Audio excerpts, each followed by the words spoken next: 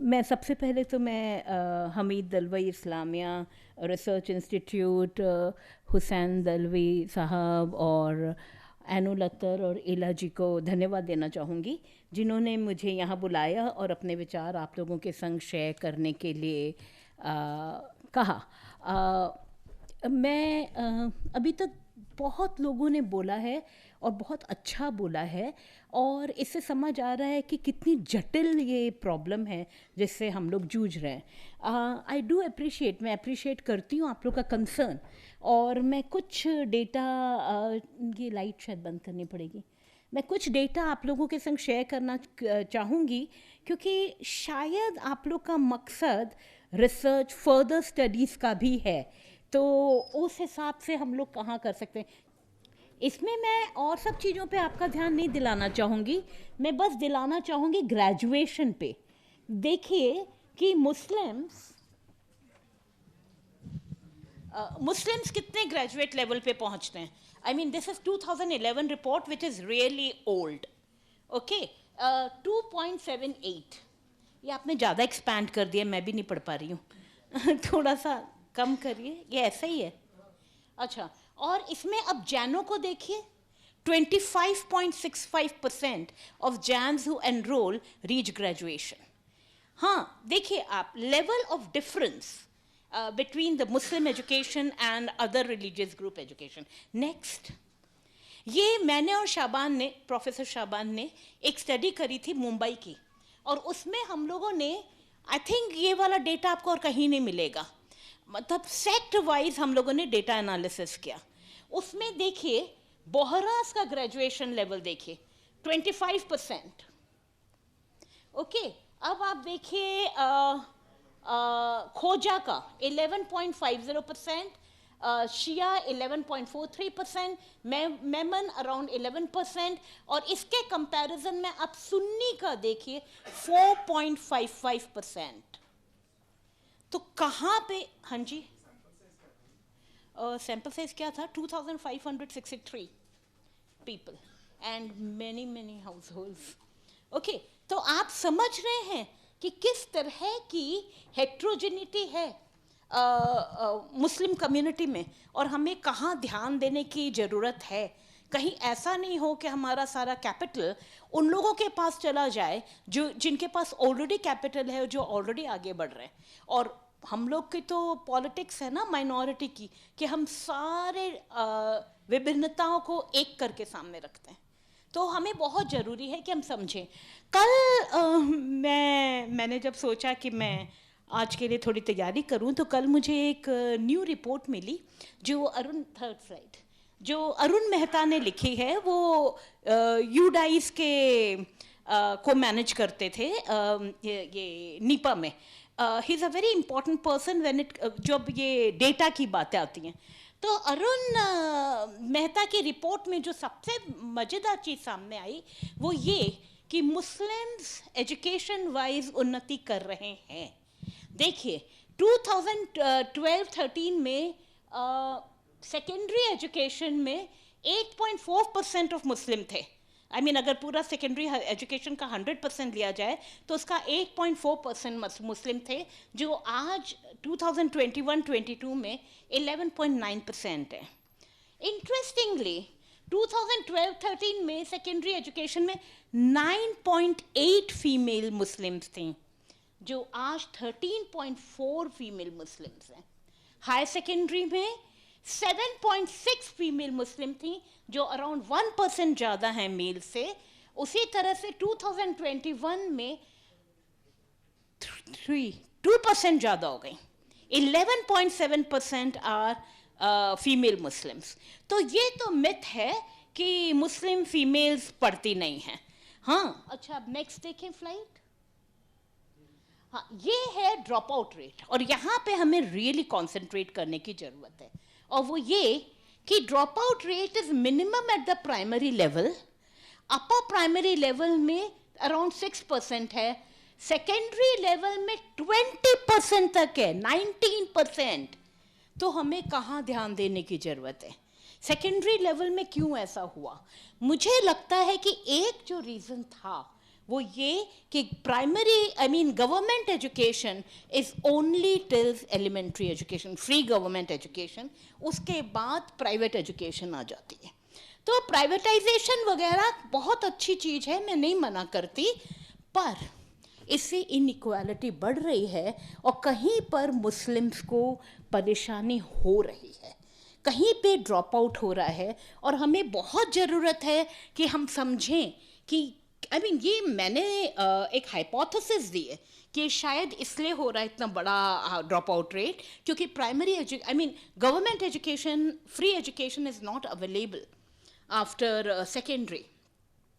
तो ऐसा after upper primary, मतलब 9-10 में ये नहीं अवेलेबल है। तो क्या ये मेरा हाइपोथेसिस सही है? क्या कुछ और कारण है? क्या कारण है? NEP बोल रही है कि हम वोकेशनल एजुकेशन कराएंगे और क्लास 10 तक सबको एजुकेशन देंगे। How would they manage this drop out rate? इसका तो कोई जिक्र नहीं है। और वो बात करते हैं कि हम लोग PPP मॉडल लिखेंगे, private public philanthropy partnership. Philanthropy तब जबकि कोई RTE मॉनिटरिंग नहीं है। तो हम कैसे कंट्रोल करेंगे इस ड्रॉप आउट को? हम कैसे अपनी एजुकेशन को आगे बढ़ाएंगे? इसके लिए तो NEP कुछ नहीं बोल रही। What I'm trying to say is that कि जो प्राइवेटाइजेशन होता है उसको बहुत ध्यान से देखना जरूरी होता है। जोहापुरा में एक स्टडी हुई, दीपांकर गुप्ता एक बहुत बड़े सोशियोलॉजिस्ट हैं, उन्होंने करी, और उन्होंने बताया कि जोहापुरा में जहाँ RTE गवर्नमेंट का एक बड़ा इंटरेस्टिंग स्टाइल है, वो स्लम एरियाज में मॉनिटरिंग के लिए नहीं आते। आप कुछ भी करो, आप अपने बोर्ड के आगे रिकॉग्नाइज लगा लो, जबकि आपका स्कूल रिकॉग्नाइज नहीं हो, वो देखने नहीं आते। तो ऐसा हाल जोहापुरा में भी हुआ, जो कि एक फेमस स्लम एरिया है, स्पेशली आफ्टर 2000 रायट, जो बहुत बड़ा स्लम एरिया बन गया है। वहाँ पर भी देखने गए वो लोग, और उनको देखने को वो देखने नहीं गए क्योंकि RTE इंस्पेक्शन स्लम एरियाज में नहीं होता है। इसने एक बड़ी स्पेस दे दी जो स्लम एरियाज के जो ठाकुर लोग होते हैं, जो डॉन्स होते हैं, जो लैंडलॉर्ड्स होते हैं, जो कॉरपोरेटर होते हैं, इन सब में एक मिली भक्ति होती है। तो इन लोगों ने सारे स्कूल, सारी इंडस्ट्रीज पे अपना कब्जा कर लिया, एंड ये लोग ये इंश्योर करते थे कि ये बच्चे इस स्लम एरिया से बाहर ना जा पाए। जैसे मैंने मुंबरा में स्टडी करी तो मुझे एक बड़ी इंटरेस्टिंग चीज़ मिली, और वहाँ पे ये कि कॉरपोरेटर्स और जो धनी लोग थे, जो लैंड ओनर्स थे, वो बच्चों को बोलते थे कि अरे तुम लोग बाहर क्यों जा रहे हो, मुंबरा के बाहर जाओ तो एकदम चुप रहना, माइनॉरिटीज़ के अगेंस्ट हैं, सब मुस्लिम्स के अगेंस्ट हैं, कुछ भी बोलोगे तो तुम्हें मारेंगे। तो डरा के रखा जाता था, तुम बाहर काम करने मत जाओ, अगर बाहर काम करोगे तो कितना पैसा मिलेगा, 10,000 तो हम तुम्हें यहाँ मुंबरा में ही दे रहे हैं। और वो ये नहीं बताते थे कि वो 10,000 तुम्हारा कल 20,000 होगा, 25,000 होगा, तुम्हारे बच्चों के लिए शायद 50,000 होगा। वो ये नहीं बताते थे, वो ये बोल के सबको मुंबरा में ही रखते थे। एक अजीब सी माइनॉरिटी डायनामिक्स थी, जो हम माइनॉरिटी हैं इस चीज़ को बड़ा सामने करके रखती थी, और उसको यूज़ करती थी लोगों को दबाने में और अपना वर्चस्व रखने के लिए, कि हमें वोट मिलता रहे, हमारे पास कंट्रोल रहे, हमारे पास पैसा रहे। और ये सब चीज़ें कैसे आप कंट्रोल करोगे? आप लोग बोलोगे कि एक रीज़न ये गवर्नमेंट, हम लोगों की बैकवर्डनेस का ये है कि हमारे अंदर पॉवर्टी है, कि हम लोग के पास बढ़िया क्वालिटी स्कूल नहीं है, कि महिलाओं के लिए अर्ली मैरिज ज़रूरी हो जाती है, और प्रेफरेंस ऑफ मेल चाइल्ड है। वो तो अपन ने देख ही लिया कि किस तरह से आगे बढ़ रही है, पर और काम करने की ज़रूरत है, ये मैं नहीं मना कर रही। लेकिन हम लोगों के हिसाब से, मेरे हिसाब से, एक बहुत बड़ा रोल है stereotypical understanding of Muslim community का। जैसे कि बोला जाता है, मुसलमान तो दीनी तालीम ही पसंद करते हैं। हर जगह ये चीज़ पॉलिसी लेवल पे भी है कि मुसलमान तो दीनी तालीम ही पसंद करते हैं। सचर कमेटी ने कहा कि only 4% of Muslims go to madrasas for education. अच्छा, और नेक्स्ट डे जिस दिन सचर कमेटी टेबल हुई, आप मुझे बताइएगा अगर मैं रॉन्ग हूँ, क्योंकि हम लोग तो न्यूज़पेपर पढ़ के अपनी खबर लेते हैं। तो उसके बाद अर्जुन सिंह उस समय होम मिनिस्टर थे, क्योंकि this thing stuck me very strongly. जिस दिन सचर कमेटी टेबल हुई उसके नेक्स्ट डे अर्जुन सिंह ने central board of Madrasa education announce कर दिया, जबकि सचर कमेटी ने कहा था कि सिर्फ 4% मुस्लिम्स एजुकेशन लेने जाते हैं, और उस 4% में भी बंगाल जैसी जगह है जहाँ पे 25% of madrasa educators are non Muslims. वहाँ पे मदरसा में पढ़ने वाले 25% लोग नॉन मुस्लिम हैं, जबकि ये बोला गया। हम लोग स्टडी कर रहे थे, शाबान और मैं, मुंबई की स्टडी। अनफॉर्चुनेटली हमें वैसी स्टडी करने का मौका नहीं मिला, वेरी सैड। वहाँ पे हम लोग के पास हार्ड डेटा था, तो मैंने देखा कि हम लोगों के मुंबई के हार्ड डेटा में ओनली 1.9% पॉपुलेशन जाती है एक्सक्लूसिवली मदरसा में पढ़ाई करने के लिए। तो मेरे अंदर की एक उत्सुकता हुई कि मैं देखूं तो ये कौन है जो जो कि मदरसा में जा रहा है और क्यों जा रहे हैं। तो मैंने देखा कि एक एरिया एकदम TISS के बगल में था, रफ़ी नगर। तो मैं वहाँ पहुँची देखने के लिए कि क्या हो रहा है।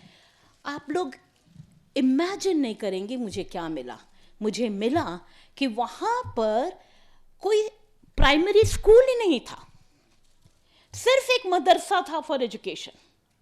प्राइमरी स्कूल वहाँ 2000 में खुले, तो फिर बच्चे कहाँ जाएंगे पढ़ने के लिए अगर प्राइमरी स्कूल ही नहीं होगा। तो ये सब चीज़ें कोई नहीं देखता, सब ये देखते हैं कि स्टैटिस्टिक्स में तो देखो 1.9% even people who are staying in Mumbai are going to study in madrasa. मैंने मुंब्रा पे स्टडी करी। मुंब्रा पे 3 मदरसा पहाड़ी एरिया में थे। मुंब्रा डिवाइडेड है, एक पहाड़ी एरिया में और एक तलहटी टाइप की जगह पे। तो हम पहाड़ी एरिया से 3 मौलवी मेरे पास आए, लंबी लिस्ट स्टूडेंट्स की लेके कि प्लीज़ इनको प्राइमरी स्कूल में एनरोल करवा दीजिए। हम लोगों ने वो दी थी स्कूल टीचर्स को वो लिस्ट। मौलवी आए, मतलब ये नहीं कि पेरेंट्स आए और कोई आए। मतलब आप जो बोल रहे थे कि एक कॉम्बिनेशन हो सकता है मदरसा में और सेक्युलर एजुकेशन में, मैं मानती हूँ, पर फिर उतनी जागरूकता होनी जरूरी है।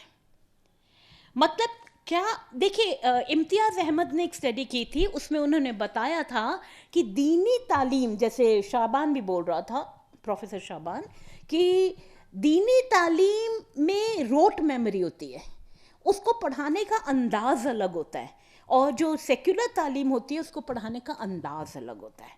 तो उन दोनों को मिलाया नहीं जा सकता, बच्चा कंफ्यूज हो जाता है। तो हमें ये समझना होगा कि हम कब और कहाँ इन दोनों चीज़ों को मिला सकते हैं और हम कैसे पढ़ाएं कि बच्चा कंफ्यूज ना हो। ये सब इतना आसान काम नहीं है। आपने जो कहा वो एक एक्सक्लूसिव मदरसा की कहानी हो सकती है, क्या वो एक रोल मॉडल करके आ सकता है? वैसे मैं एक और बात बोलूँगी, समग्र, उसके पहले सहज शिक्षा SSA प्रोजेक्ट, हाँ, सर्व शिक्षा अभियान, जिसको आप समग्र शिक्षा अभियान बोलते हैं, उसमें मदरसाओं की बहुत मदद ली गई और मदद मिली। अबू साले शरीफ साहब ने 1980s में एक रिपोर्ट लिखी थी, which was an eye opener for me. उस रिपोर्ट में उन्होंने लिखा था कि जो रिलीजियस कम्युनिटी है, जो सबसे ज़्यादा पैसा प्राइवेट ट्यूशन में लगाती है, वो मुस्लिम्स हैं। तो पढ़ाई करने की तो पूरी इच्छा है, रोड़े कहाँ पर आ जाते हैं? रोड़े एक तो इस तरह की स्टीरियोटाइपिंग में आते हैं जो कि हमारी गवर्नमेंट पॉलिसी को भी इन्फ्लुएंस करते हैं। जैसे कि अब मैं आप नेक्स्ट स्लाइड दिखाएंगे, इसकी भी नेक्स्ट, सॉरी, हाँ। प्लान 8 में 2 पॉलिसीज को इंट्रोड्यूस किया गया। एक was modernisation of madrasa policy और दूसरी was area intensive policy. Modernisation of madrasa policy में मदरसाओं को थोड़ा पैसा दिया गया कि आप साइंस एजुकेशन, कंप्यूटर, इंग्लिश, इन सब को बच्चों को पढ़ाइए, और एक टीचर दिया गया। इन जनरल अभी थोड़े और बड़े रूप में आ रही है, अभी पॉलिसी का नाम है जो कि हम लोगों को मिल रही थी पर फिर they did not entertain it for us. Education to madrasa minority, SPEMM, scheme for providing quality education in madrasa. मतलब ये पॉलिसी चल रही है आज तक भी, जो प्लान 8 में थी। हाँ, और एक साइंस किट के लिए थोड़ा पैसा दिया गया, एक बार के लिए, और लाइब्रेरी के लिए थोड़ा पैसा दिया गया। उसके बाद आप लोग समझ सकते हैं एक टीचर 4 सब्जेक्ट मदरसा में क्या पढ़ाएगा। अच्छा, area intensive scheme on the other hand was very interesting. Next slide please. Area intensive scheme में बोला गया कि, और इसमें मुस्लिम्स का जिक्र नहीं किया गया, इसमें बोला गया कि जो भी माइनॉरिटीज़ हैं, हम लोग वो माइनॉरिटीज़ ब्लॉक्स को आइडेंटिफाई करेंगे, हम लोग समझेंगे कि क्या परेशानी है जिसके कारण वो आगे नहीं बढ़ पा रहे हैं, हम लोग सारी गवर्नमेंट पॉलिसीज़ और स्कीम्स उनको देंगे, और हम लोग और जो परेशानियां हैं हम लोग उसको भी एड्रेस करेंगे।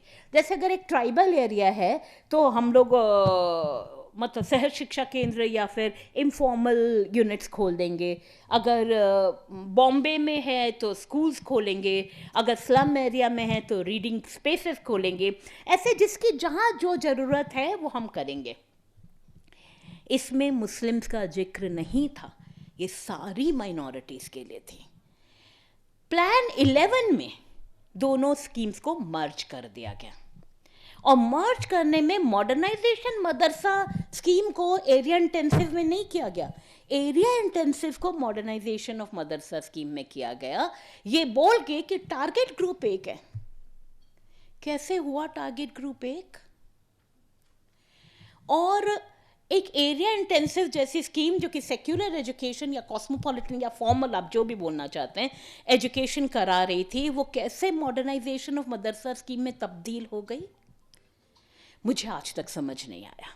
एनीवे, ऐसा ही हाल में थोड़ा यहाँ पे शाबान और मेरी रीडिंग थोड़ी NEP की अलग है 2020 पर।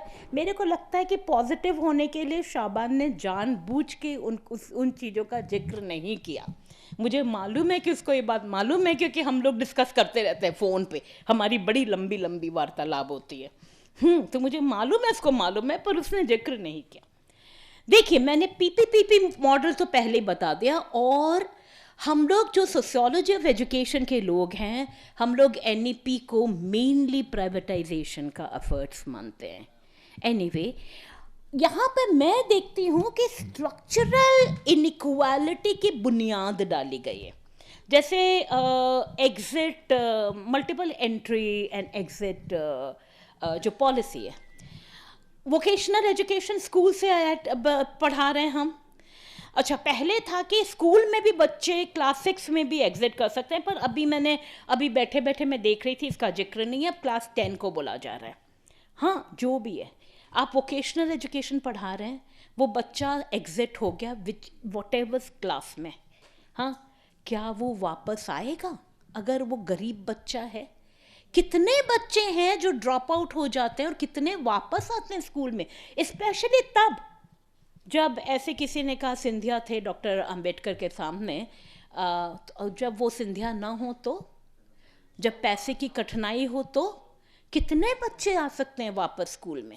ये और NEP नहीं बताता कि हम बच्चों को कैसे लाएं। NEP के पास जो मैक्सिमम बढ़िया प्रपोजल है वो है लोन। कौन सा बैंक देगा लोन? ऐसे बच्चों को कौन सा बैंक लोन देगा? तो ये मेरी एक और NEP से बड़ी शिकायत है। PPP तो मैंने आप लोग को बता दिया। मेरी तीसरी शिकायत है, I can go on NEP but I don't have time, वो ये कि स्कूल कॉम्प्लेक्सेस की बात करते हैं। अब उन दिनों, अब मुझे नहीं मालूम स्कूल कॉम्प्लेक्सेस कितने आए हैं। मैं एक दिन मिस कदरी से बात कर रही थी, and I am sure miss एनु लत्तर भी हमें बताएंगी कि कितने सारे स्कूल कॉम्प्लेक्सेस आ गए हैं। ये स्कूल कॉम्प्लेक्सेस बड़े लोकल एरिया ओरिएंटेड पॉलिसी है। 5 किलोमीटर के भीतर जितने भी प्राइमरी स्कूल होंगे वो सब एक सेकेंडरी स्कूल की छत। अभी तक हर स्टेट इसको अलग ढंग से डिफाइन कर रही है, महाराष्ट्र में डिफाइन नहीं हुआ है। एटलीस्ट हम लोग के पास खबर भी नहीं पहुंचती ना, तो पता नहीं हुआ होगा तो दलवी साहब या एनो लत्तर मैम बताएंगे हमें। तो चीज़ ये है कि अगर 5 किलोमीटर के एरिया में के स्कूलों को हम एक संग ले आएंगे और बोलेंगे, और they will be resourced by 1 secondary school. हाँ तो हाँ महाराष्ट्र में भी ये करने की कोशिश की गई। हाँ, पर 5 किलोमीटर ही एक सेकेंडरी स्कूल ही। हम लोगों का उसमें विरोध है, गवर्नमेंट करने के लिए बड़ी कोशिश कर रही है। कहाँ का स्टूडेंट नहीं है, टीचर्स नहीं है, ये नहीं वो नहीं, ऐसा बोल के अल्टीमेटली जो स्कूल तक पहुँच नहीं पाएगा वो एजुकेशन से बाहर हो जाएगा। अब बोलिए आप, ये आई 10,000 शाळा महाराष्ट्रात बंद करणारे याच्यासाठी 10,000 मैं शाळा, मानती हूँ। 1,58,000 विद्यार्थी बाहेर पडणार आणि हे कुठल्याही परिस्थितीमध्ये परत शाळेत येणार नाही। मैं मानती हूँ आपकी बात, और इन सबको एनईपी एड्रेस नहीं कर रही। और हम लोगों को इन लोगों के हम कैसे ध्यान दें इन बच्चों पे? अगर हम वो ड्रॉप आउट रेट को कंट्रोल करना चाहते हैं तो हमें इन बच्चों पे ध्यान देना, स्कूल क्लोजर को रोकना बहुत ज़रूरी है।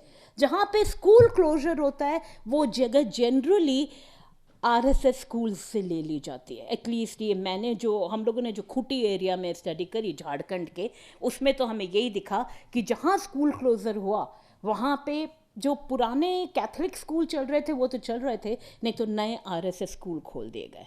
अब इसका भी क्या मतलब है मुझे समझाने की ज़रूरत नहीं है, आप लोग सब जानते हो इसका क्या मतलब है। तो कहाँ थी मैं, स्कूल को। अब आप बताओ कि एक, आप लोग तो बॉम्बे को जानते हो, हाँ, एक गोवंडी में एक स्कूल कॉम्प्लेक्स आएगा और एक आएगा कोलाबा में, एक आएगा अंधेरी में। कोई कंपैरिजन है कि हम इंश्योर कर रहे हैं कि इनइक्वालिटी और हो जाए, और फिर हम बोलेंगे देखो हमने तो तुम्हें पूरा रिसोर्सेज। हाँ, एक और चीज़ है, ये जो स्कूल कॉम्प्लेक्सेस है इसमें गवर्नमेंट रिसोर्सेज कितने आएंगे? ये तो बार बार बोल रहे हैं कि लोकल रिसोर्सेज, वॉलंटरी रिसोर्सेज को लो, वॉलंटरी बच्चों को पढ़ाओ, से पढ़वाओ। अब गोवंडी में प्रोफेसर कुरियन ने यहाँ पे बताया था कि जिन बच्चों को खुद इंग्लिश नहीं आती वो कैसे पढ़ाएंगे इंग्लिश? और हम जैसे लोग जो गोवंडी से थोड़ा बाहर रहते हैं, हम में से कितने लोग जाएंगे पढ़ाने? मैंने अभी एक पेपर के लिए स्टडी करी और स्कूल वालों से पूछा कि क्या प्रॉब्लम आप लोग फेस कर रहे हो। उन्होंने कहा नहीं, कुछ भी नहीं, हम कोई प्रॉब्लम नहीं फेस कर रहे। पर किसी ने नहीं कहा कि इतने सारे ड्रॉप आउट्स हम कैसे मैनेज करें।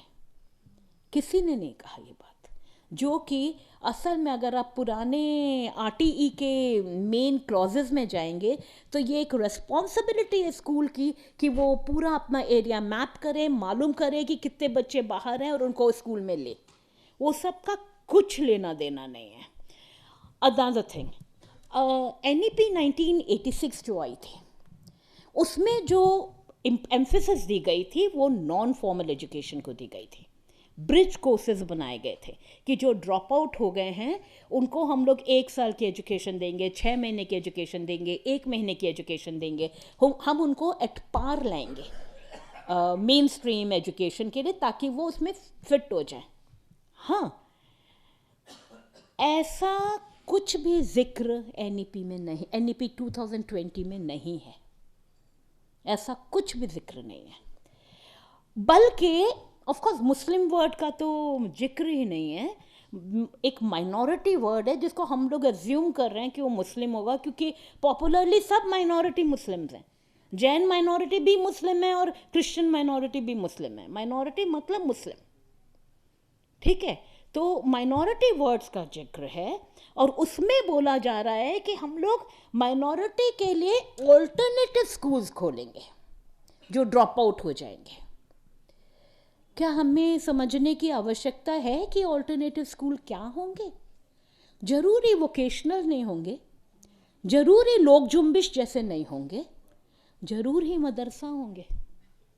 और मदरसा में देखिए, मुझे मदरसा में कोई एतराज़ नहीं है, कई मदरसा जो अपने भारत में हैं वो विश्व विख्यात हैं, मैं उसकी बात नहीं कर रही, पर जो इस तरह के मदरसा खोले जाते हैं, क्या आप उसमें रिसोर्सेज देंगे कि हम उन्हें बढ़िया से पढ़ा सकें, कि हम संग में स्कूल खोल सकें?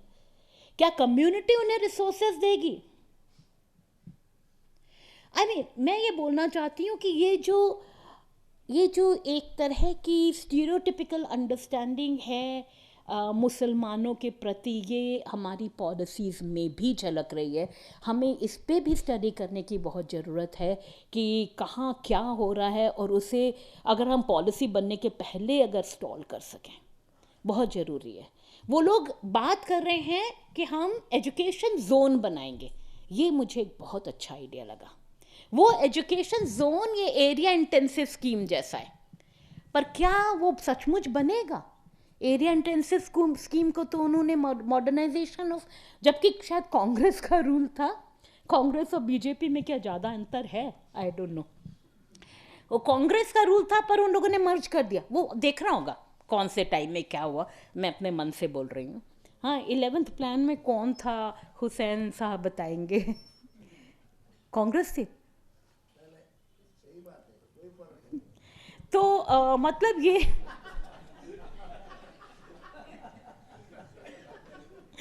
तो मतलब ये है कि पॉलिसी बोल रही है कि हम लोग अलग अलग तरह के ऑल्टरनेटिव स्कूल्स देंगे, अलग अलग तरह के वो सजेशन दे रहे हैं कि हम कैसे ड्रॉप आउट को मैनेज करेंगे। लड़कियों के ड्रॉप आउट को आप कैसे मैनेज करोगे? उनको एक बाईसाइकिल देंगे ताकि वो बाईसाइकिल से दूर तक चली जाए अपने स्कूल में, और बीच में अगर पैट्रियार्कल वर्ल्ड में किसी ने उनको झाड़ियों के पीछे खींच लिया तो उसका कोई सुझाव नहीं है। हम स्कूल को लड़कियों के पास नहीं लाएंगे, हम उनको हॉस्टल नहीं देंगे, हम उन्हें बाईसाइकिल देंगे। Convenient solutions. पर देखिए, नए नए सर्कुलर बन रहे हैं, नई नई चीज़ें आ रही हैं। आई होप ये सारी जो वीकनेस है एनईपी की वो ख़त्म हो जाए। पर फिर भी मैं सोचती हूँ कि जो एजुकेशन सिस्टम है, क्योंकि शाबान ने मेरा बहुत सारा टाइम ले लिया, इसलिए मैं थोड़ा जल्दी ख़त्म करने की कोशिश कर रही हूँ। हाँ, उसने मेरा 20 मिनट्स ले लिया है, पर ठीक है, डजंट मैटर। मैं सोचती हूँ कि जो एजुकेशन सिस्टम है ये पूरे सोशल सिस्टम को रिफ्लेक्ट करता है। अगर सोशल सिस्टम मुस्लिम्स को एंटागोनिस्टिकली देख रहा है, अगर सोशल सिस्टम मुस्लिम्स को अदर करके देख रहा है, एंड हम लोग ये नहीं भूल सकते कि जो हिंदू राष्ट्र बन रहा है ये बन रहा है उस परिप्रेक्ष्य में जहाँ मुस्लिम एक अदर बन के खड़ा है। अगर मुस्लिम नहीं होता तो शायद हमारे लिए हिंदू राष्ट्र बनाना मुश्किल होता। हिंदू ही नहीं होता, हिंदू ही कॉलोनियलिस्ट लाए हैं।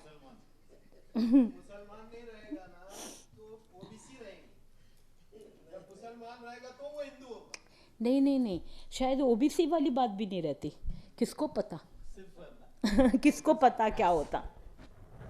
एनीवे, तो मैं आपको ये बता रही थी कि वो अदरिंग प्रोसेस में मुस्लिम है, और लोगों के अंदर मुस्लिम्स के लिए एक अजीब तरह का डर और नफरत भरती जा रही है। आई am sorry, I mean I love all of you and I really think that you all get promoted and progress. तो लेकिन इन जनरल ये हो रहा है। जैसे हम लोग अगर मुस्लिम की बात करें तो बोलते हैं मुस्लिम की बातें मत करो, जिसमें कि उनका एकदम नियरेस्ट एंड डियरेस्ट फ्रेंड हो सकता है मुस्लिम।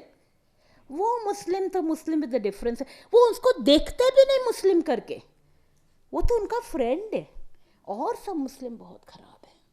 एनीवे, तो इस तरह की चीज़ आ रही है, और इसका हम लोग एक रूप देखते हैं कम्युनलिज्म में, मॉब लिंचिंग में, लव जिहाद में, और एंटी कन्वर्शन एक्ट में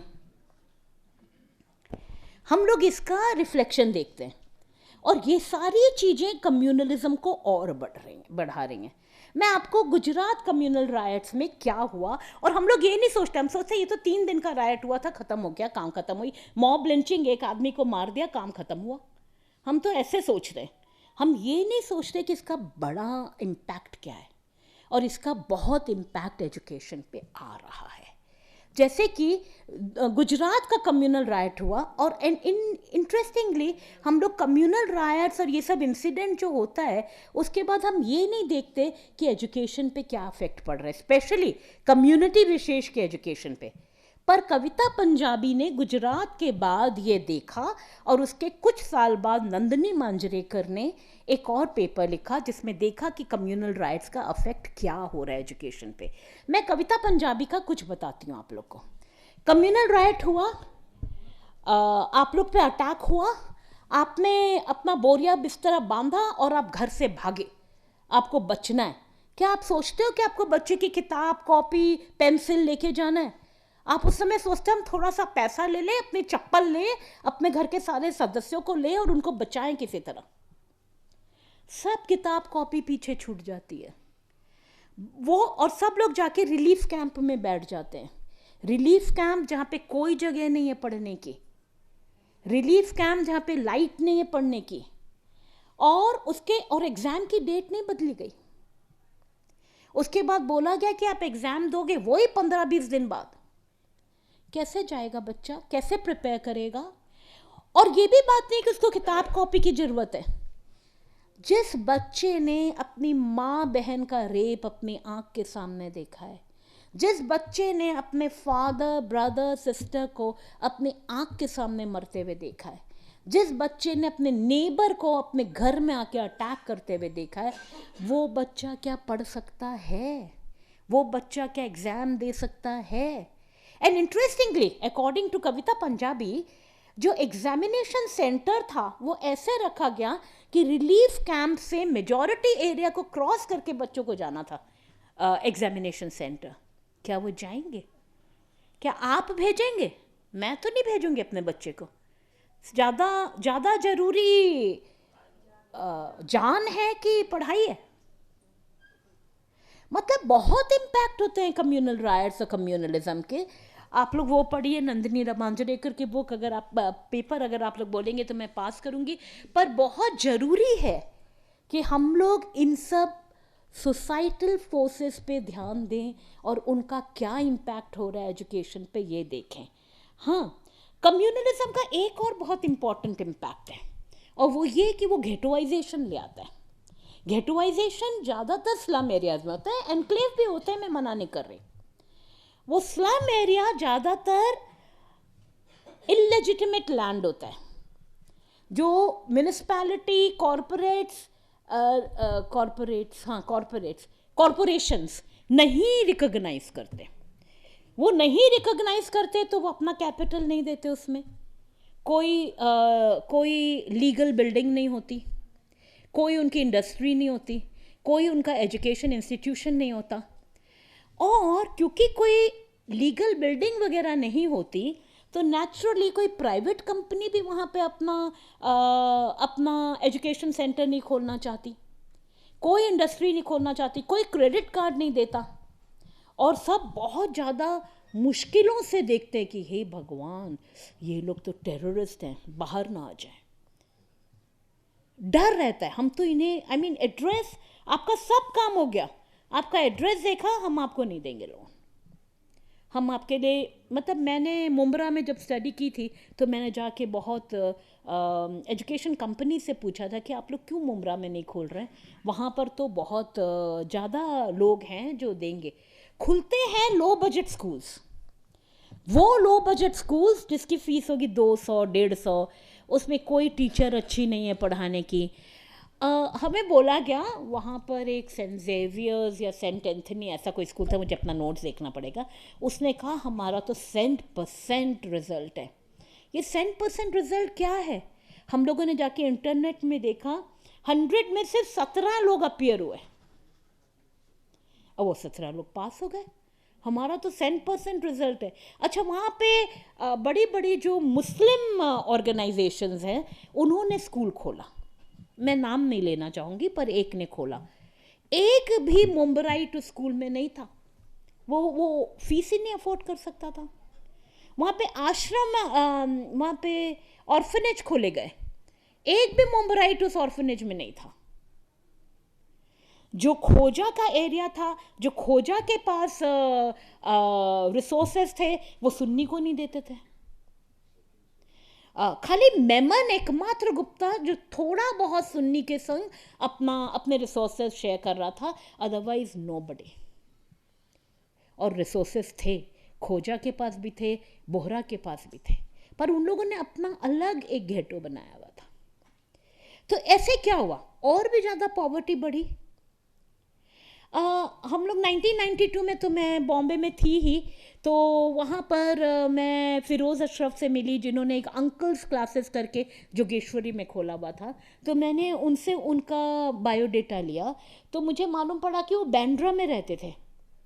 बांद्रा में रहते थे, हाई मिडिल क्लास थे, अपर मिडिल क्लास थे। रायट हुआ, सब कुछ छोड़ के भागना पड़ा, जोगेश्वरी में आके बसे, और उनको रियलाइज़ हुआ कि उनके जैसे बहुत सारे बांद्रा के लोग जोगेश्वरी में आ गए। जो इस तरह से लोग शिफ्ट हुए, तो उसका सबसे पहला क्या हुआ बात, from a cosmopolitan area they went to community oriented area.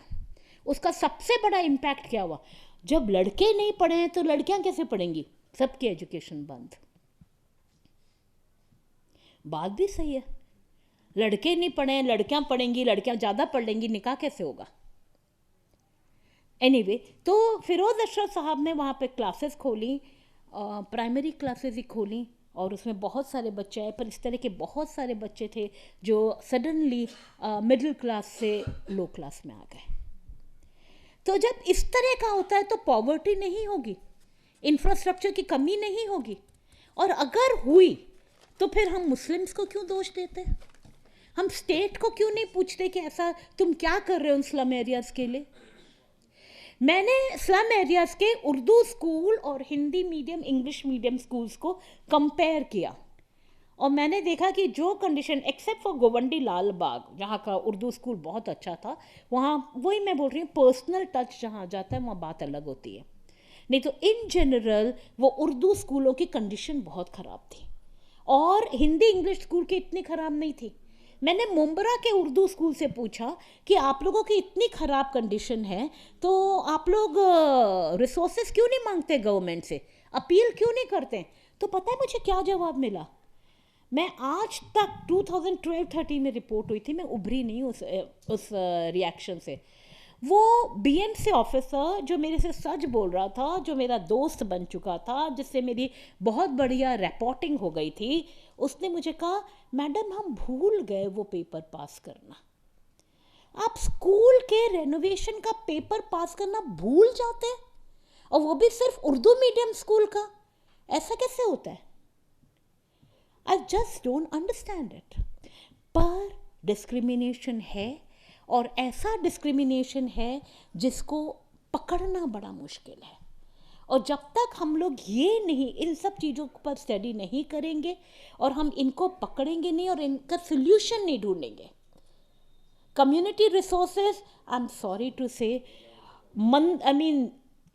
मस्जिद बनाने की जगह अगर हम इन जगहों पर नहीं स्पेंड करेंगे ज़कात, तो हम कैसे आगे बढ़ेंगे। हमारे जो इंडस्ट्रियलिस्ट होते हैं, अजीम प्रेम जी वगैरह वगैरह, वो तो हमसे डिस्टेंस कर लेते हैं। मैं सबको खैरात दूंगा, मुस्लिम को नहीं दूंगा।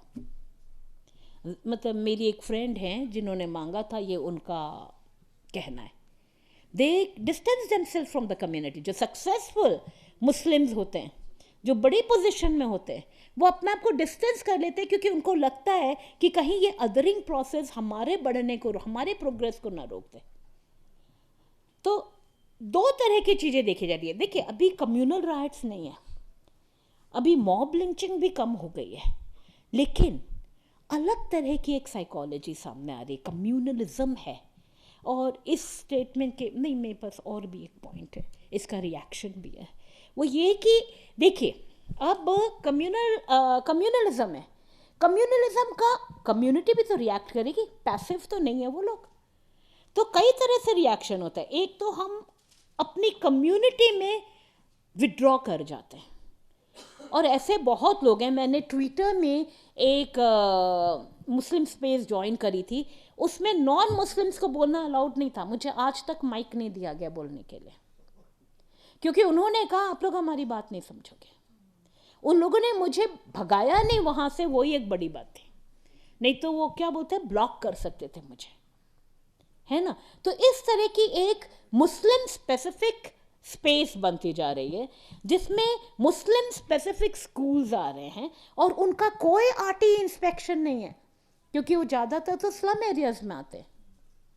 हाँ, तो वो मुझे पता नहीं, again depends on who is the manager of the school. कई बार ऐसे स्कूल अच्छा भी कर जाते हैं, पर ज़्यादातर वो स्कूलों से, उन कॉलेजेस से, उस एरिया से एक अलगाववादी भावना बढ़ेगी। वो अलगाववादी भावना कम से कम हम लोग के लिए आज के ज़माने में तो अच्छी नहीं होगी। कहाँ जाएंगे, कहाँ रहेंगे? पाकिस्तान तो श्योरली हम जाना नहीं चाहते। पाकिस्तान हमें लेगा क्या? रहेंगे कहाँ, खाएंगे क्या, करेंगे क्या? और सिर्फ मुस्लिम जैसी जो होती है, ये इस तरह का जो एक कम्युनिटी ओरिएंटेड घेटो बनता है, इसमें एक फॉल्स सेंस ऑफ सिक्योरिटी होती है। और वो फॉल्स सेंस ऑफ सिक्योरिटी आपको थोड़ा असर्टिव और एग्रेसिव बना देती है, जो कि फिर हमारे बच्चों के लिए बहुत डेंजरस है।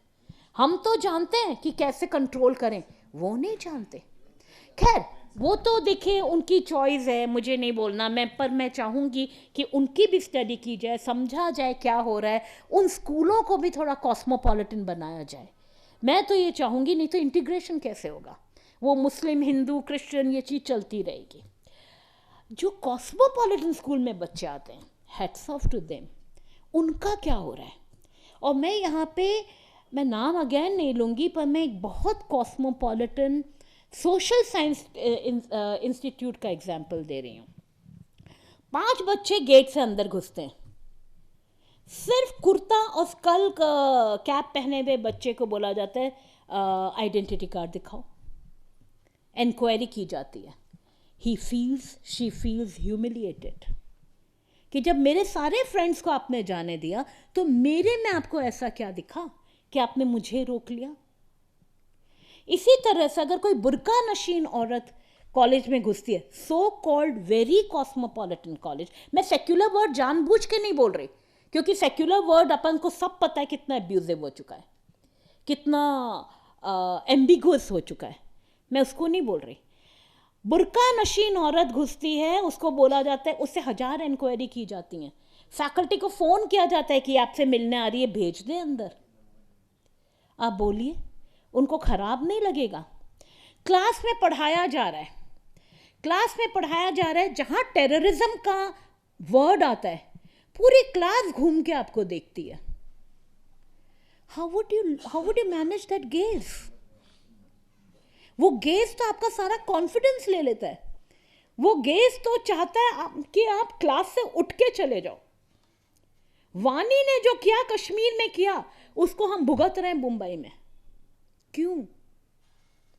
आपको पता है, इशरत जहां के बाद, अगेन मुंब्रा की स्टडी, वहां की लड़कियों का निकाह होना मुश्किल हो गया था, even among the Muslim community.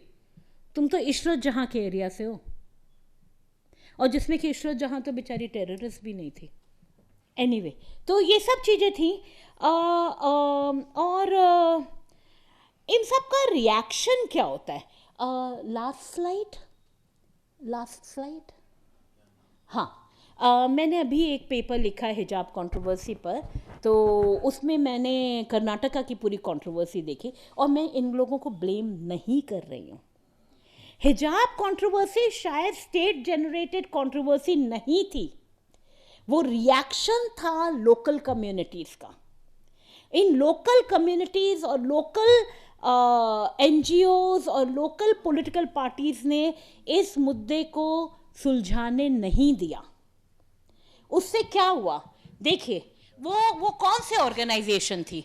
वो थी बजरंग दल, हिंदू जागरण वेदिका, विश्व हिंदू परिषद, अखिल भारतीय विद्यार्थी परिषद, और मुस्लिम कॉन्जर्वेटिव ऑर्गेनाइजेशन भी थी, जैसे popular front of India, campus front of India and social democratic party of India. ये सब में इंटरवीन किया और इसका सोल्यूशन नहीं होने दिया हिजाब कंट्रोवर्सी का। अगर ये लोकल पार्टीज नहीं होती इन्वॉल्व, तो शायद इतना बड़ा इशू ही नहीं होता, क्योंकि यूनिफॉर्म तो एक स्कूल का, कॉलेज का मुद्दा है, ये स्टेट तक और नेशन तक पहुंचा कैसे?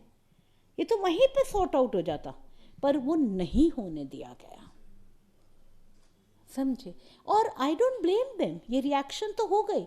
जब आप हमको दबाते जाएंगे तो हम में से कुछ तो होंगे ना जो एग्रेसिवली सामने आएंगे। तो समस्या बहुत है, कम्युनलिज्म है, अदरिंग प्रोसेस है, और उस समय हमें अपने बच्चों को मुस्लिम कॉन्सेंट्रेटेड एरिया में पढ़ाना है, हमें उन्हें कॉस्मोपॉलिटन एरिया में पढ़ाना है, वो क्या कठिनाइयाँ फेस कर रहे हैं, उनको क्या करना चाहिए, इन सब पे भी एक रिसर्च करना ज़रूरी है।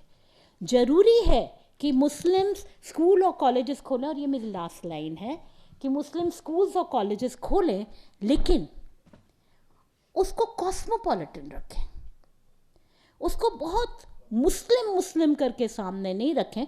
मेरे को मुस्लिम होने पे कोई, इस्लामिक से कोई एतराज़ नहीं है, पर एतराज़ ये है कि ये बच्चे इंडिया में जॉब ढूंढेंगे, इंडिया में रहेंगे, और आज की इंडिया की स्थिति ऐसी है कि हमें इंडिया को वापस बताना है कि हम में भी कुछ है। और इसमें हाँ, एक और चीज़ जिस पे बहुत ज़्यादा ध्यान देने की ज़रूरत है वो ये है कि हम ये भी देखें कि करिकुलम में क्या चेंजेस हो रहे हैं।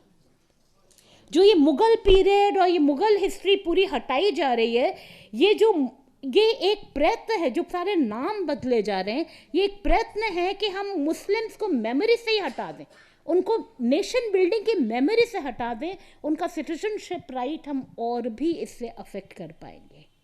इन सब को हमें देखने की ज़रूरत है, इन सब पे स्टडी करने की ज़रूरत है, और बहुत जागरूकता रखने की ज़रूरत है, not at one level, at various levels.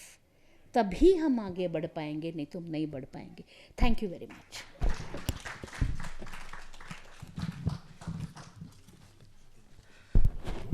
आज दिवसभर खूप महत्त्वाची सत्र आपल्या समोर झाली आणि प्रत्येक सत्र लांबत गेलं। आपल्या सगळ्यांच्या शंका काही 4-5 मिनिटातच संपणार आहे, प्लीज थांबावं, थोडाच वेळ आहे प्लीज। तर खूप, आणि ही शेवटचं सत्र या दोघांचंही त्यांचा जो परिचय आपल्याला होता, आपल्यासमोर सादर झाला, त्यापेक्षा जास्त तपशिलामध्ये, अगदी इन डेप्थमध्ये आपल्याला त्यांनी तळामध्ये दिलं, विचार करायला प्रवृत्त केलं। मी मनापासून आनंद व्यक्त करतो, आभार मानतो। खूपच उशीर झालेला आहे तरी कोणी जात नाही आहे, परंतु म्हणून प्रश्नोत्तर आता होत नाही आहे, पण याच्या संपल्यानंतर आपण त्यांच्याशी व्यक्तिगत बोलूया, नेहमीच संपर्क ठेवूया। आपण प्रश्न विचारून माहिती घेऊन, आपण फील्डवर काम करणारे कार्यकर्ते असल्यामुळे आपला संवाद परस्परांशी आणि या मान्यवरांशी राहील अशी खात्री आहे। एक छोटासा सत्कार समोर आलेला आहे। आमची जी धडपड आहे ह्या